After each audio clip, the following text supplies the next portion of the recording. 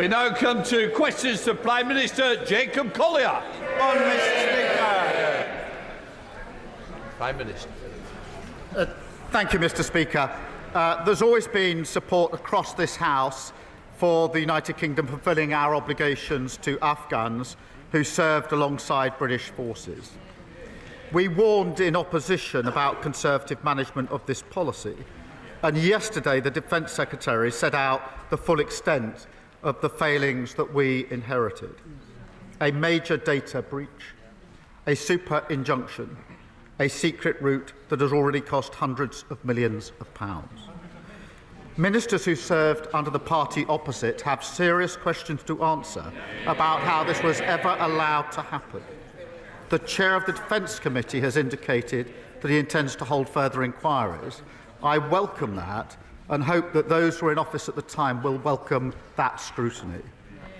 Mr. Speaker, President Macron's state visit last week saw us secure historic agreements, coordinating our nuclear deterrence, a major investment in Sizewell C, and a landmark returns deal, a crucial next step in restoring order to our immigration system. Tomorrow, Mr. Speaker, I will host Chancellor Merz for further talks on our security and the economy. This morning I had meetings with ministerial colleagues and others. In addition to my duties in this House, I shall have further such meetings later today. Colin.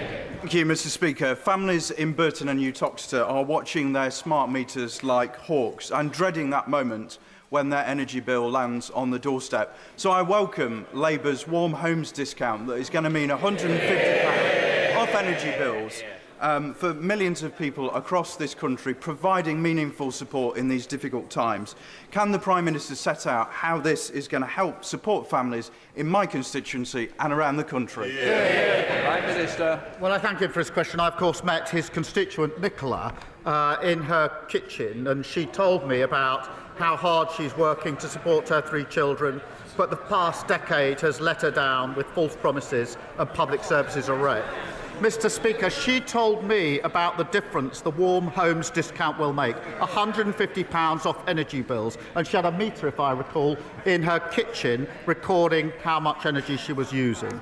And it would make all the difference to her, is what she told me. And I promise Nicola, my honourable friend, there's much more to come. Leader of the Opposition, Kemi Badenoch. Thank you, Mr. Speaker. Yesterday, the head of the OBR warned the government that higher and higher levels of taxes are bad for growth. Does the Prime Minister agree? Prime Minister. Mr. Speaker, I'll tell you what's bad for growth. 14 years of a Tory government. That's what the stagnant growth for 14 years, leaving a £22 billion black hole. What we've achieved, Mr. Speaker, in the first quarter of this year is the highest growth in the G7, something we promised before the election. Investment of £120 billion into this country, which is a record in the first year of any government, and 3 trade deals, all of which will boost growth. Mr. Speaker, he's talking about what he achieved. We just heard that inflation is up again, the worst in the G7. We left him with 2% inflation. We have borrowing up, unemployment up, taxes are up under his government. The fact is the Prime Minister doesn't get it, so let me tell him. His budget last year had high taxes. That's why the economy is contracting. But, Mr. Speaker, the government has said that they won't put up taxes for people on modest incomes. But they also seem incapable of explaining who is in that category. So can the Prime Minister clear up the confusion and tell us what he thinks a modest income is? Prime Minister.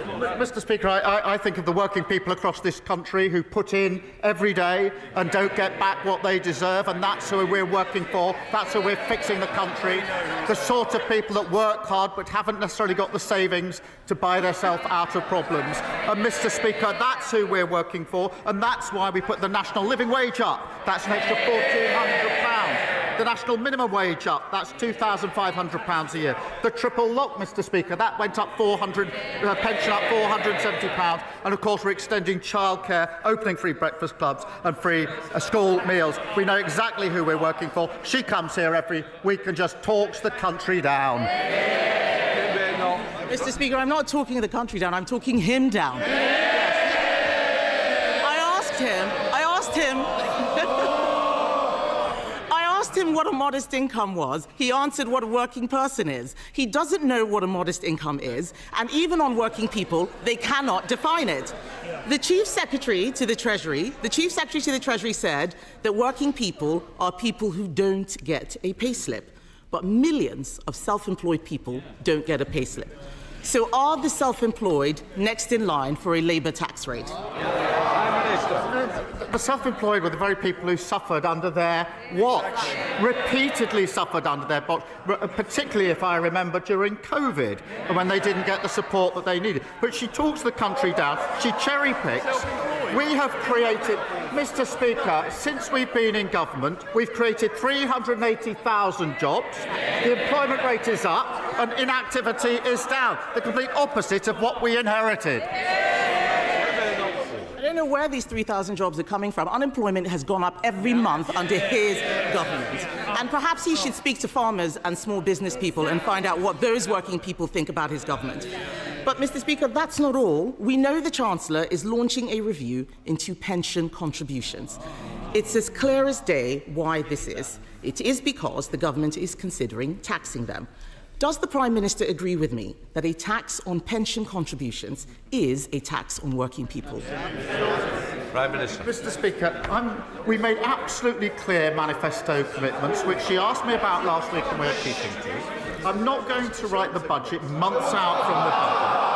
But, Mr. Speaker, I'm proud of the decisions that we took to invest in our NHS, to invest in our public services, all the decisions that they opposed. And it's no wonder that after a first year of a Labour government, business confidence is a 9-year high. 9 years. That's longer than she's been in government. Mr. Speaker, 384,000. I'm not withdrawing, I'm going to repeat. Business confidence is at a 9-year high. Mr. Speaker, he says he's not going to write the budget, but his Chancellor is on the front of the Daily Mirror talking about what she's going to do on taxes. So why can't he do the same in the chamber? Yes. But I asked him about pension contributions. The truth is he doesn't want to talk about pension contributions. It's all right for the Prime Minister. He has his own special law to stop his personal pension from being taxed. But let's be honest, Mr. Speaker, this is really about choices. My party knows that there is an alternative to tax rises. It's cutting spending, something that they are too scared or perhaps too weak to do. We offered to work with him to reform welfare and make meaningful savings. But his refusal sent a signal, and now the cost of borrowing is rising. The budget is in November, that is months away, and the markets may not wait. What will the Prime Minister be doing over the summer to get a grip on the cost of borrowing? Prime Minister.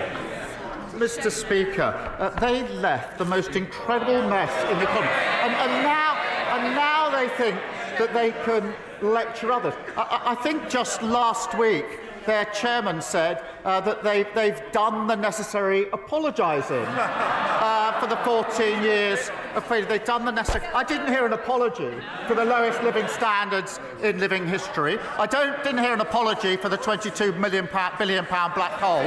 I didn't hear an apology for the Liz Truss mini budget. So maybe she should like to stand up and make that apology now. Mr. Speaker, he's not doing... Yes. Mr. Speaker, he's not planning on doing anything this summer to fix the economy. The shadow of the last budget is hanging over the entire country. Just yesterday, only the Conservatives supported the two-child benefit cap, because only the Conservatives believe in living within our means. Not Labour, not the Liberal Democrats, not Reform. But it's the end of term, Mr. Speaker, so why don't we go through his end-of-term scorecard? The economy is contracting. Inflation, highest in the G7. Unemployment, up every month under this government. Spending, out of control. Borrowing costs, more expensive than Greece. And this is just the first year, Mr. Speaker. The Labour Party should be ashamed of what it is doing to the country.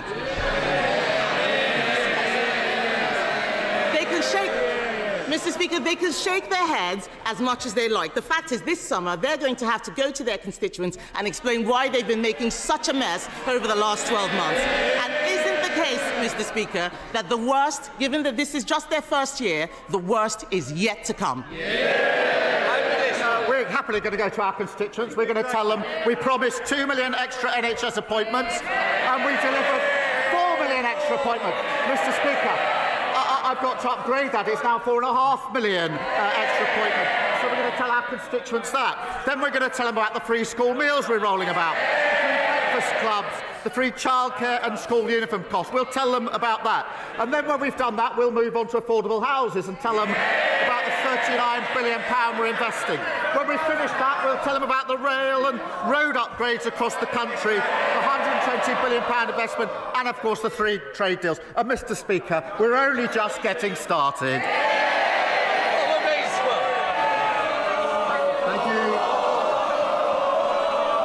Thank you, Mr. Speaker.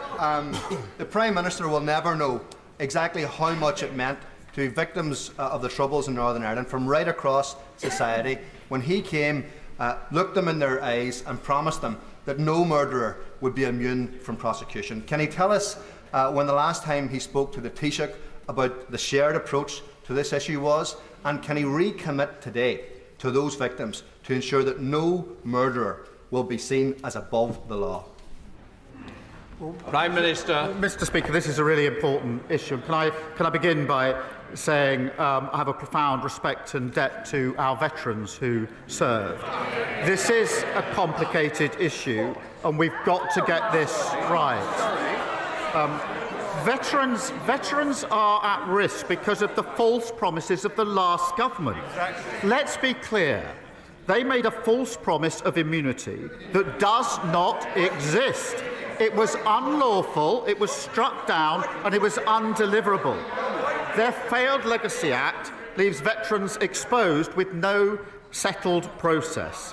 We will create a secure, transparent system that protects veterans from unjustified persecution and gives victims, families and survivors the confidence that they need in the process.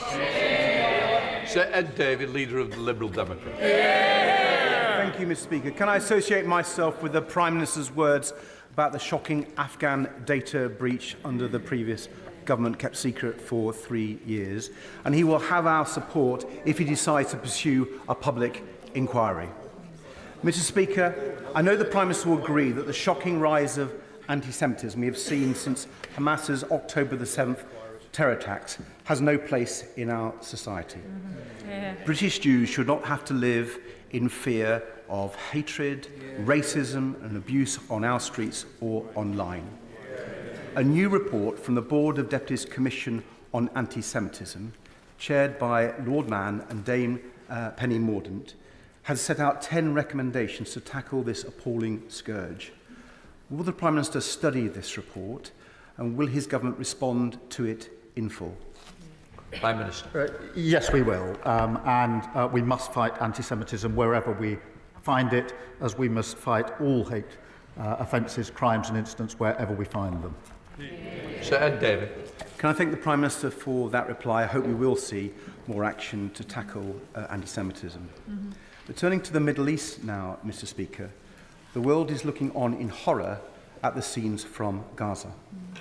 And now Netanyahu's ministers want to lock the whole population of Gaza into effectively a giant prison.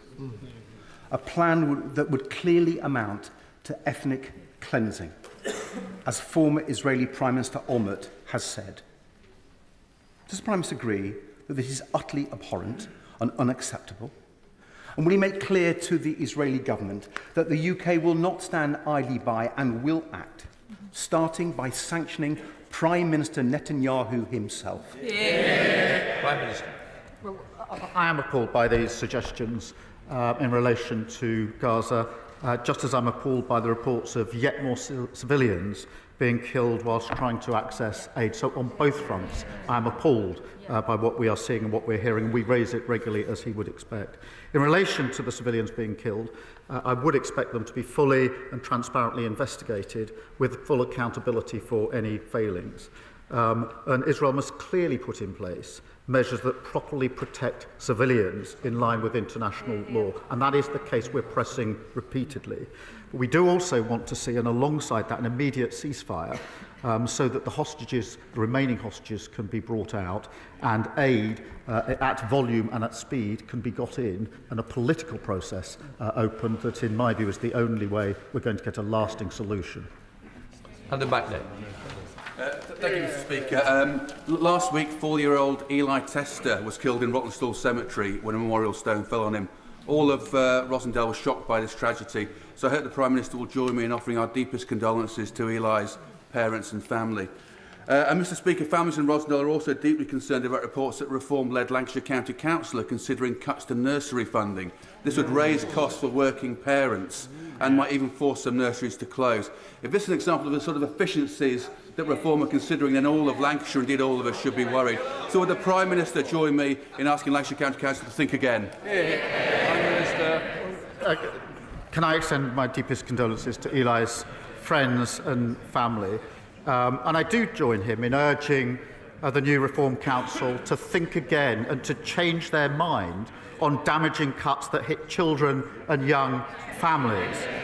I have to say, my honourable friend is doing a much better job than his predecessor, the Conservative Party chairman under Liz Truss, who has now joined Reform, which proves once again, if you vote Tory, you get Reform, and if you vote Reform, you get the Tories.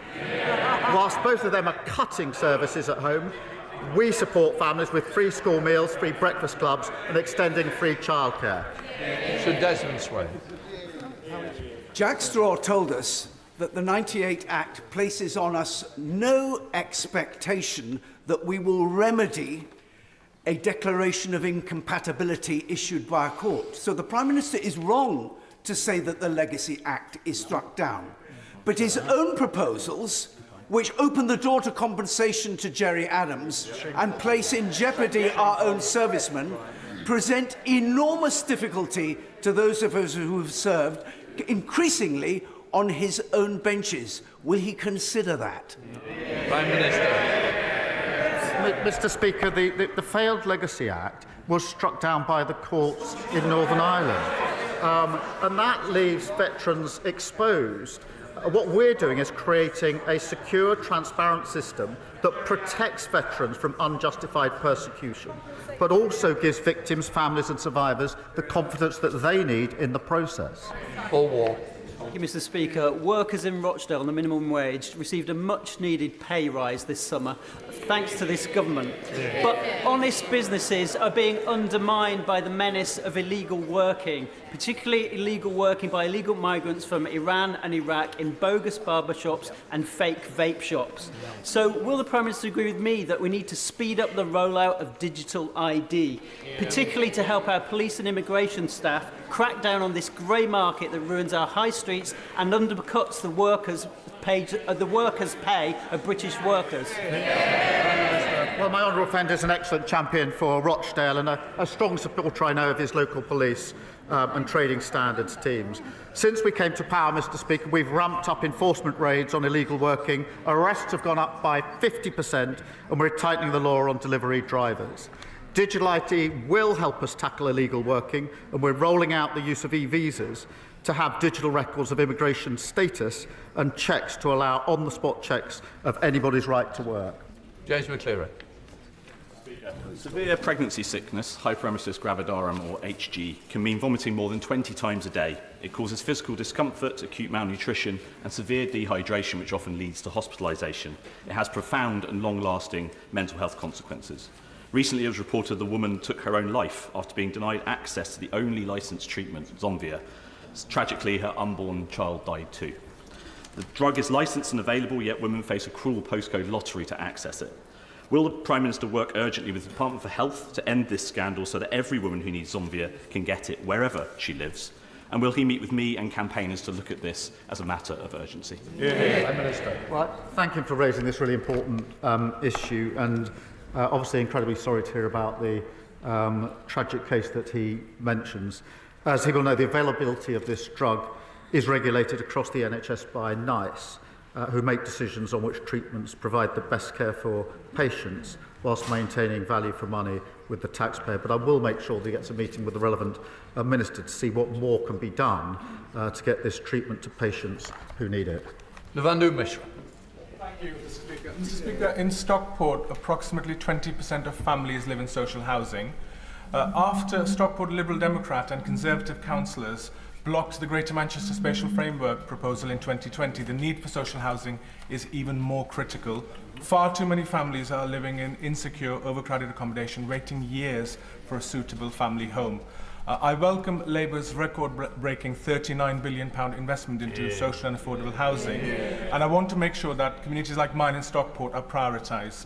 So can I ask the Prime Minister to confirm that these homes will be built, they will be affordable, and will he look again at suspending the right to buy?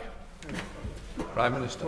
Mr. Speaker, we are delivering the biggest boost to social and affordable housing in a generation, and proud to do so. Our £39 billion investment will deliver around 300,000 sociable and affordable homes, with at least 60% of homes delivered for social rent.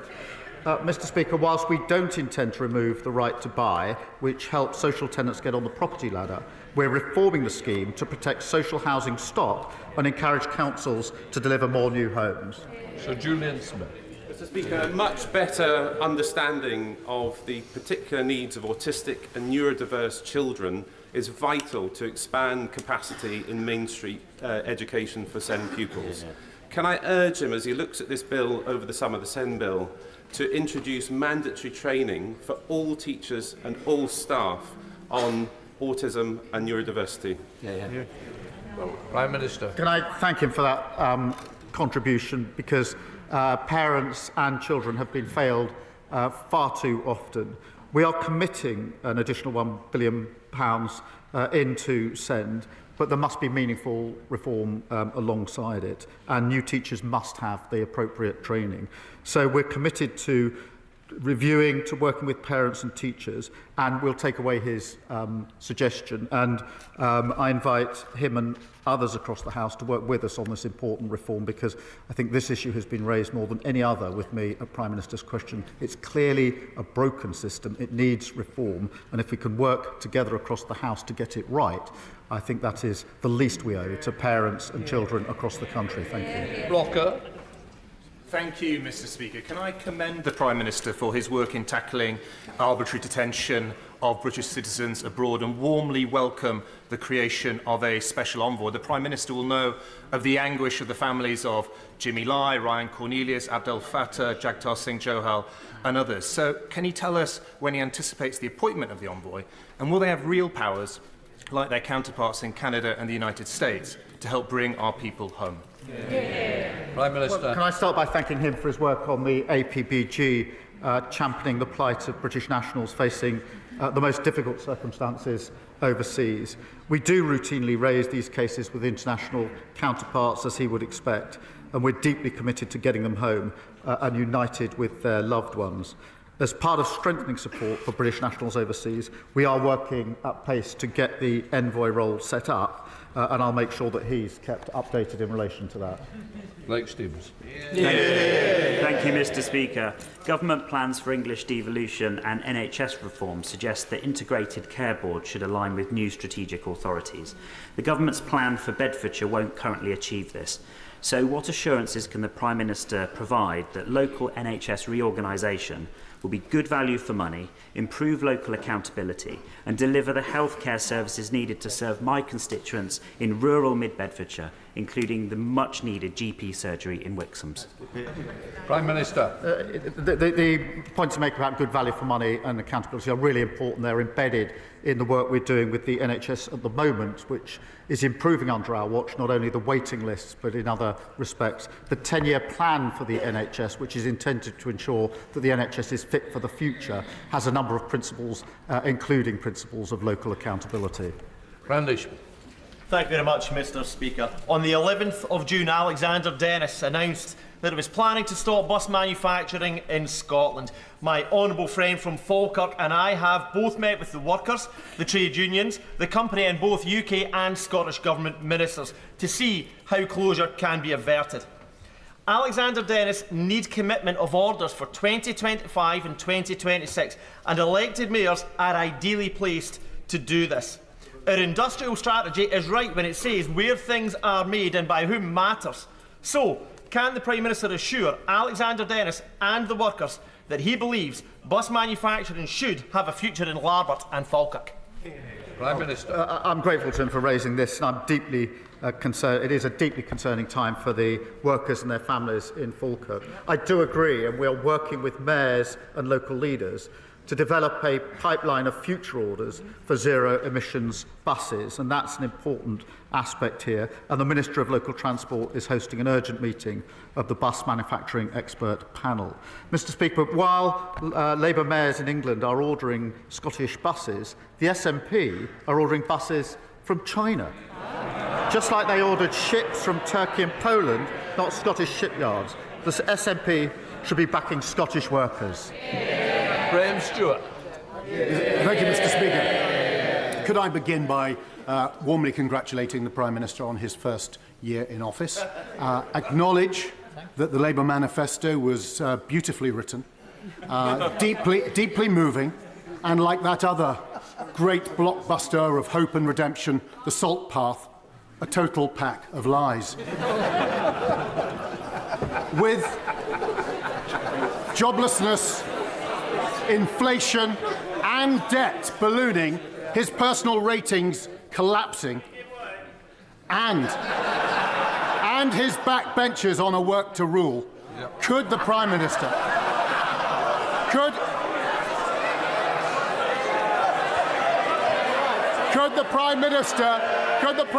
recommend?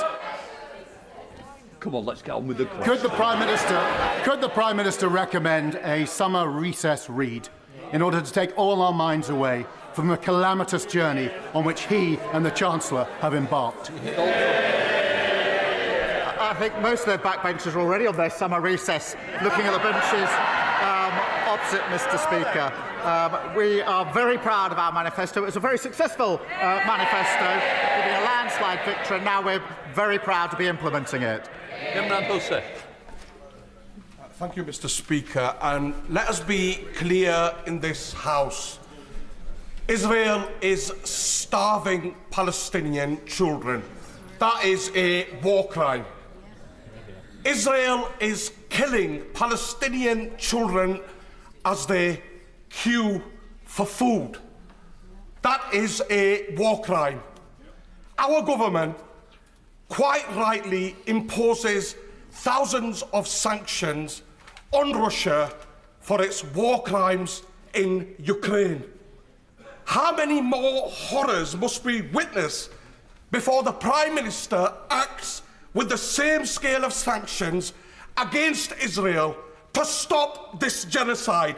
Don't Palestinian lives matter? Hear, hear, hear. Prime Minister. Mr. Speaker, as I said earlier, I'm appalled by reports of more civilians being killed in Gaza, particularly when they are trying to access aid. And each of those incidents does need to be fully and transparently investigated, with accountability for any failing.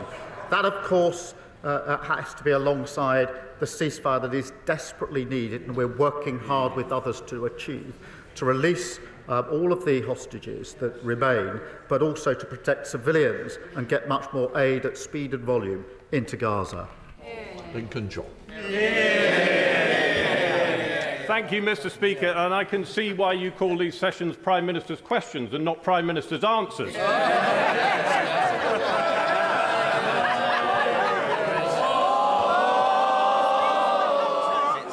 If it carries on, there will be no more. Come on, Lincoln John. Thank you, Mr. Speaker.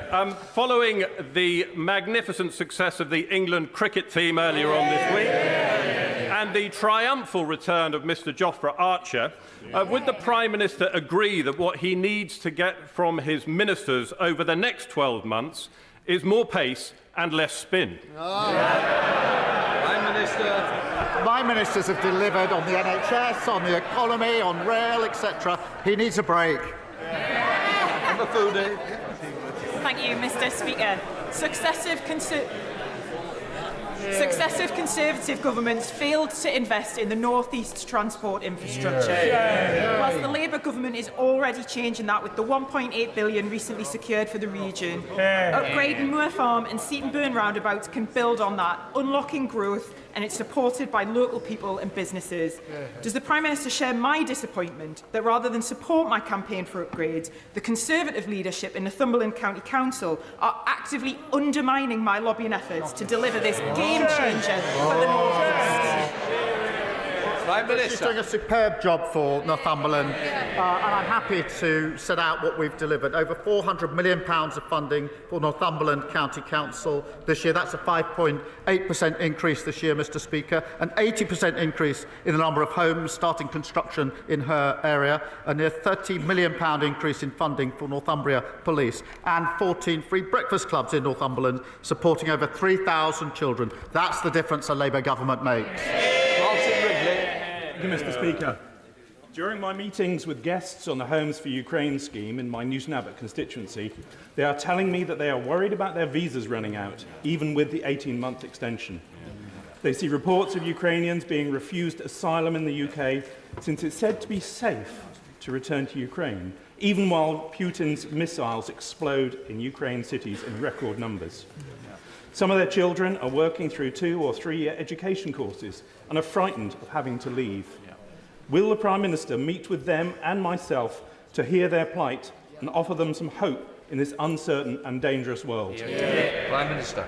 Well, I thank him for raising this, and we're proud to have offered or extended sanctuary to over 300,000 Ukrainians and their families throughout the visa scheme since the invasion in 2022. We do need to provide certainty and security for Ukrainians in the United Kingdom, and we will provide an additional 18 months permission to remain in the UK and continued rights to live, work and study here as well. James Brett. Thank you, Mr Speaker. In 2017, I led a select committee inquiry that warned of an emerging disaster in SEND. Those warnings went unheeded by the Conservatives, who left behind a broken system, which even they have admitted since is lose, lose, lose. Can the Prime Minister confirm that this Labour government's rebuilt SEND system will be shaped by listening to the needs of SEN families, never again ignored but served in the best traditions of a Labour government? Prime Minister. Well, he's right, and I think there's general agreement across the House that the system is broken, just like almost everything they touched, which was broken at the end of 14 miserable years. It doesn't work for parents and it lets down children, and we will reform it. We're already investing an additional £1 billion, but we do need a system that truly supports every child. We're developing proposals, and I want to work across the House in order to get the right outcome. Final question, Pepe. Thank you, Mr Speaker. Yet again, we're suffering record-breaking heat waves and drought, which are worrying people in my constituency of South Cambridgeshire, which are both the fastest-growing and the most water-stressed area in the country. The proposed Fens Reservoir is important, but will only provide water for the already ambitious house-building plans, not the thousands of new homes that the government proposes. Does the Prime Minister agree with me that the water crisis in Greater Cambridge is a deal-breaker for the government's growth plans, and will he help me urgently convene a ministerial roundtable with the Cambridge Water Scarcity Group? She's right to draw attention to the drought and the question more generally of reservoirs. It is shocking that a new reservoir hasn't been built for a very, very long time, not at all in the previous 14 years. We are rebuilding now, and we're doing that alongside the infrastructure and housing that we also need to build, and we'll work across the House on that. We'll let the front benches change over.